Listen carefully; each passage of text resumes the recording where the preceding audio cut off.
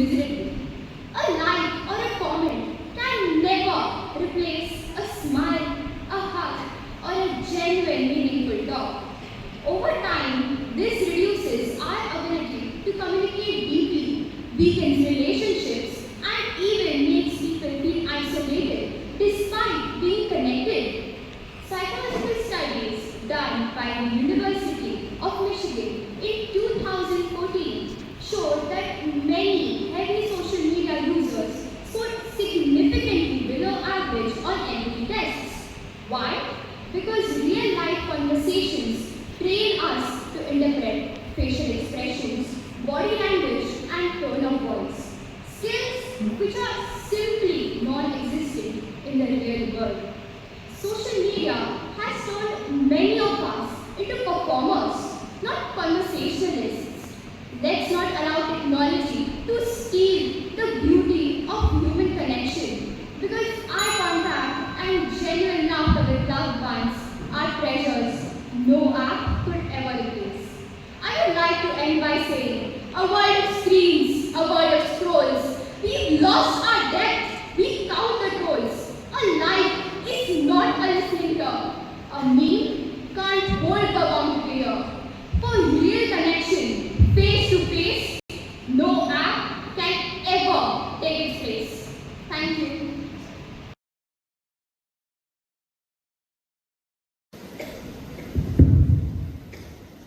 As rightly said by Barack Obama, change is never easy, but always possible.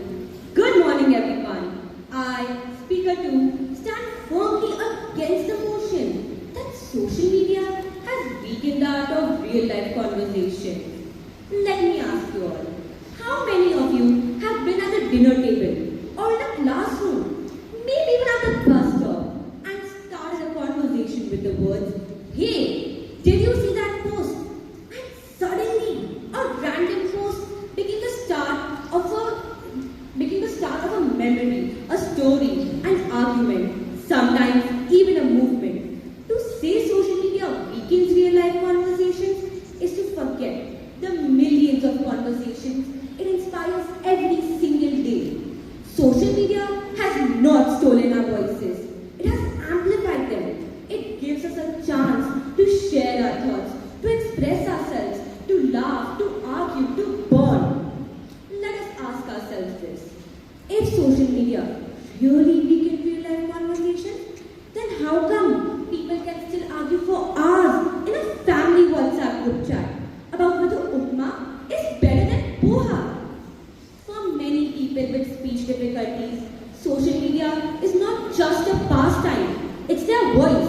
It's what gives them dignity, a way to share their thoughts with the world.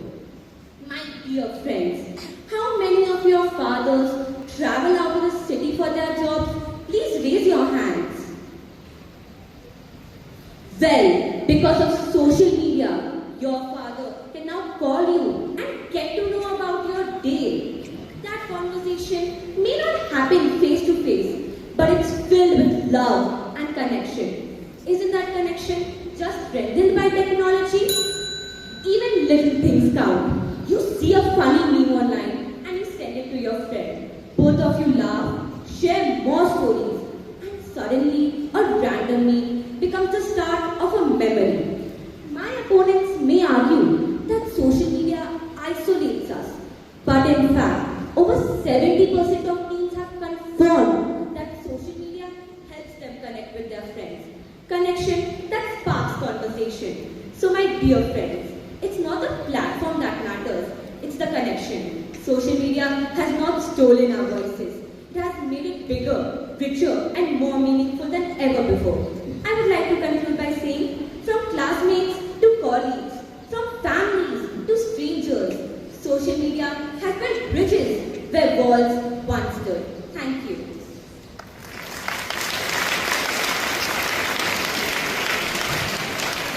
Thank you. If anyone wishes to rebuttal, you may raise your hand. Speaker 5, you may go ahead and ask your question. My worthy opponent, nothing beats the feeling of being supported or helping someone in real life. It takes real courage and effort to show up when it matters. So don't you believe that social media has killed this effort and simultaneously our empathy? My worthy opponent, thank you for that question. The answer to your question would be no. Social media has made it easier for us to support people, as a like and a comment are still the same as a compliment. You can easily feel the warmth and feel confident because of that. I hope my answer satisfies your question.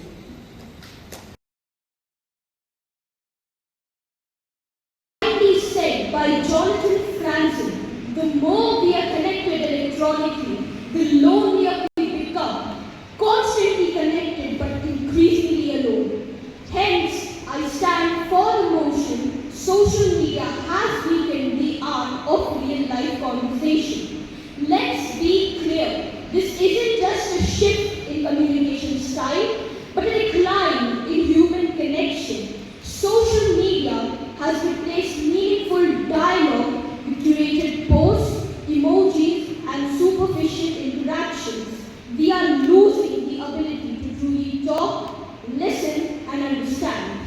A 2023 report by the American Psychological Association states that 64% of teenagers say they feel more comfortable texting than speaking face to face. This isn't progress, it's a warning. Real life conversation demands eye contact, tone, and empathy, but social media strips all of that away. We now live in a world where silence dominates dinner tables. Not because there's nothing to say, but because everyone's busy saying it online. A 2022 Pew Research survey revealed that 72% of adults feel that social media has made people less willing to engage in meaningful in-person dialogue. That's nearly 3 out of 4 people admitting that our digital habits are eroding our social skills. It's not just about frequency, but depth. The average TikTok video is under 60 seconds. That's how much attention we are willing to pay before scrolling away. This constant exposure to bite-sized content is rewiring our brains to choose brevity over depth and reaction over reflection. As Sherry Turkle warns, we are becoming slaves to the technology we created. This isn't just poetic, it's prophetic. We've built tools to connect, but they have disconnected us from the art of presence. In conclusion, social media hasn't enhanced the art of conversation, it has weakened it. If we don't act now, we risk raising a generation fluent in hashtags but silent at heart. Thank you. My worthy opponent, is it fair to blame social media for communication problems rather than how people use it? Thank you for your question, my worthy opponent. Yes, it is true to blame social media for the ruining of our communication. As I said, abbreviations are changing our language. Things like TikTok videos and memes are making our brains choose brevity over depth and reaction over reflection. I don't think that social media is helping us improve, but declining our conversation. I hope my answer satisfies the question. The art of conversation is the art of hearing as well as of being heard. Good morning, respected judges, teachers, and my dear friends. Today I, speaker number 4, firmly stand against the motion that social media has weakened the art of real-life conversation.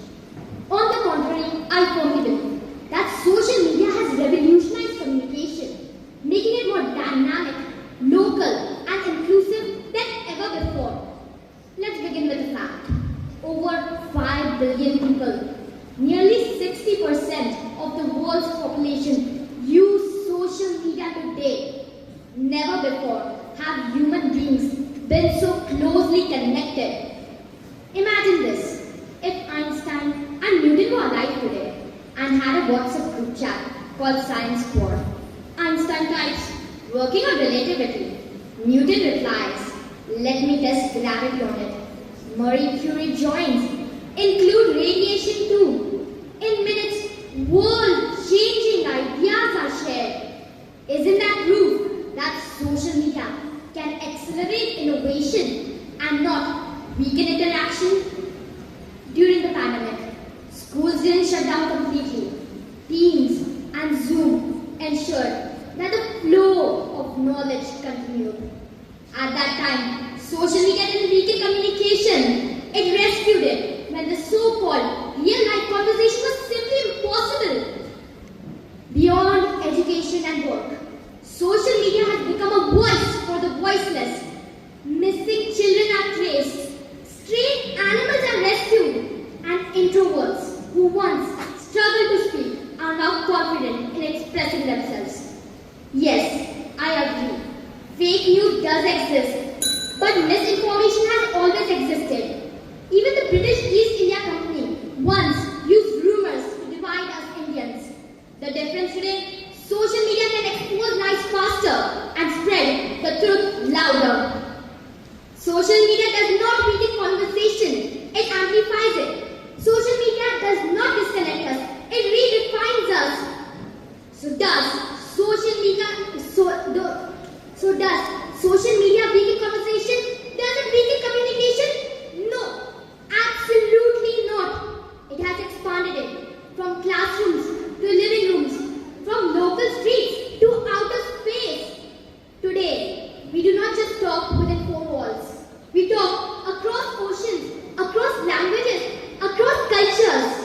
That is not the weakness, that is strength.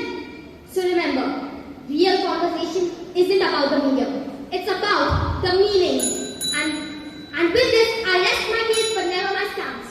Thank you.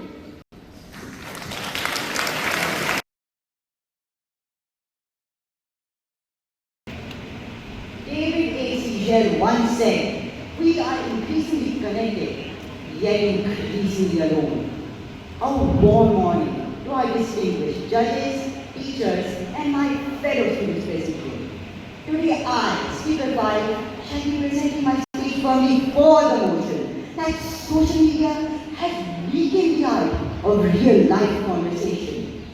Now what exactly is social media? It's like a microphone. A microphone may transmit sound and carry it far, but it can never compose its own music. Similarly, social media can send messages instantly, but it can never guarantee genuine communication. The other day, my sister and I were sitting on the same sofa. We were both on our phones. A few minutes later, she sent me a hilarious video about family bonding. We laughed, but deep down, both of us realized how ridiculous that was. We were together, but not really. Sad yet true. Even among friends, things have took a turn for the worse. Earlier, we laughed till our stomachs hurt over silly jokes, which we rarely do now at all. Nowadays, we just reply with a laughing emoji. There's no sound, no spark, no real joy at all. And family dinners have begun to look like charging stations for our phones. Parents talk, but half the time is staring at glowing screens. My grandmother, as a matter of fact, just told my father, earlier I was able to tell what you were thinking just by your expression alone. Now I have to tell her what's her status. She was joking, but honestly, she is not wrong. They say our generation has become brilliant at typing, but terrible at talking. We can debate over a topic for hours online at a stretch, and we struggle to hold eye contact with a fellow human for just 5 minutes in real life. Social media may have increased our reach, but it has also confined us. Let's not allow screens to silence our hearts. Let's bring back real smiles, communication, and conversation. And in our advancement in technology, let us not become slaves of a metallic device and instead use it for the betterment of humanity. Thank you and have a wonderful day. Helpless strays, social causes, and introverts have gained a voice only due to social media. Would you prefer they remain voiceless just to prevent the conversation? Thank you, my worthy opponent, for your question. But you see, even without social media, we can perform all of these things. Very recently, there was a campaign to put the faces of missing children on trucks. They drove all across India, and right now they have found over thousands of children. We can perform way better. Even we can perform the same, even way better, with or without social media. Thank you. Ask all of you a question. How do you all get motivated nowadays? TED Talks, inspirational speeches, motivational videos, right? But tell me something. Is that motivator sitting in front of you, shaking your hand? Is he giving you that pep talk in person? No, right? Now that's the power of social media. And I'm sure he's motivated you. Then half of the people you have met in your life. Good morning, respected judges, teachers, and fellow students. I, Speaker Viii, would like to present my views against the motion that social media has weakened the art of real-life conversation. My father is a master mariner who's out at sea for months at a stretch. The only way I can communicate with him while surrounded by waves and silence is social media. One call, one WhatsApp message is all it takes. I can see his smile, I can hear his voice, I can see him, it's like he's right next to me. That's the power of social media. And if it is anything, social media is what keeps me in touch with him when he's miles away from home. And what about the introverts, you may ask? What about them? Social media is not just any distraction for them. It's a platform that allows them to express their opinions without the fear of a live audience. Now, even the government of India recognized this power. Initiatives like MyGov, Digital India, and Swachh Bharat Online all rely on social media. Now, why, you may ask? It is so because social media is where conversations take place. If even the government trusts it to reach and engage 1.4 billion people, why can't we? Tell me, why can't we? And I'm sure most of my opponents may say that social media shrinks attention spans. Really? Then how do people binge watch 10 hours of series or join 3-hour live streams or talk about politics like there's no end to it? Clearly, when the conversation matters, whether it's entertainment, education or friendship, we can focus. So, social media has not weakened the art of conversation. It has made it into version 2.0, faster, broader and much more inclusive. They say that social media has weakened the art of conversation. I say that social media has rewired the art of conversation. We don't need to shout across classrooms when we can speak across continents. So thank you. And remember, the world is talking louder than ever. Are you listening?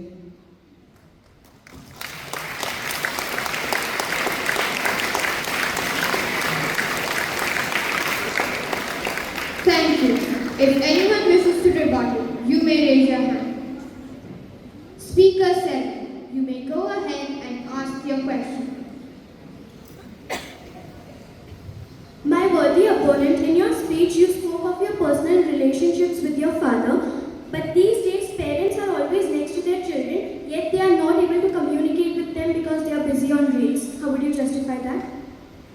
Thank you, my worthy opponent, for your question, but that's just in a few cases. Well, like, for example, with me, I get to communicate with my father through social media. If you take, I'm sure there are 100 people over here whose parents have gone for a business trip or something. Maybe, even if they don't want to communicate with their parents, at one point of time they will have to. And they will use social media for that. And social media, I'm sure they can deliver that emotional touch with a video call or even with an audio call or even with text. It doesn't matter, as long as they talk. Thank you. I hope my answer has satisfied your question. Imagine sitting in a crowded room, surrounded by friends and family. Beep beep. Oh, there's a WhatsApp message. And everyone stares into their phones, oblivious to the world around them. This is a common scene in today's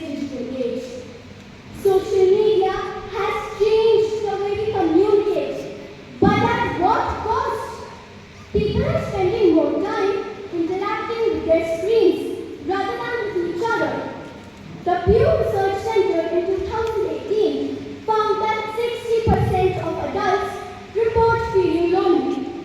Despite having numerous social connections and friends online. I recall a personal experience that illustrates this point. Last year, I attended a family gathering where everyone was glued to their phones, barely interacting with each other. It was so disheartening to see all my relatives who had traveled from afar, more interested in capturing Instagram-worthy moments rather than engaging in conversations with their loved ones.